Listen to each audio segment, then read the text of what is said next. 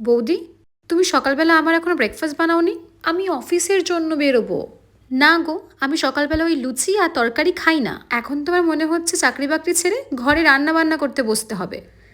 আচ্ছা বৌদি, তোমার এই জামাটা আমি একটু বন্ধুদের সাথে পরে যাচ্ছি।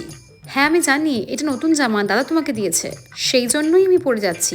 দাদা আমাকে কিচ্ছু বলবে না। এবার তোমার যদি কোনো আপত্তি থাকে তাহলে বলো, তাহলে আমি রেখে দিচ্ছি।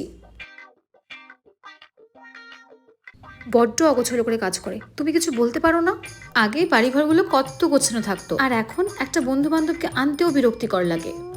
বৌদি, ওই দাদার সাথে ঘুরতে গিয়ে তুমি যে শর্ট ড্রেসগুলো পরেছিলে, সেই ছবিগুলোই দেখছিলাম। কেন, তুমি দেখোনি? দাঁড়াও দেখাচ্ছি।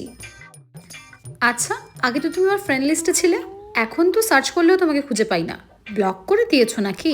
যাই বলো মা, বৌদি কিন্তু ঘুরতে যাওয়ার জন্য আমাদের সামনে ওই চুড়িদারগুলোকেই প্যাক করেছিল। শোন দাদা, আজকের পর থেকে না বৌদিকে আর কোনো কাজ করতে হবে না। সব কাজ আমি আর মা মিলেই করে নেব। কেন তুমি বুঝতে পারছো না? আসলে অফিস থেকে আসার পথে আমি শুনছিলাম বৌদি তার মাকে বলছে যে ঘরের এত কাজ বাজ করতে হয় যে ঠিকমতো করে রেস্ট নেওয়ার সময় পায় না। কিছু মনে করো না, যে ঘরে থাকছো যেখানে খাচ্ছো তার ব্যাপারে নালিশ করছো। দেখ দাদা, আমি আর তোকে বেশি কিছু বলতে চাই না, আবার না হলে কেউ বলবে যে স্বামী স্ত্রীর সম্পর্কে আমি আগুন লাগাচ্ছি।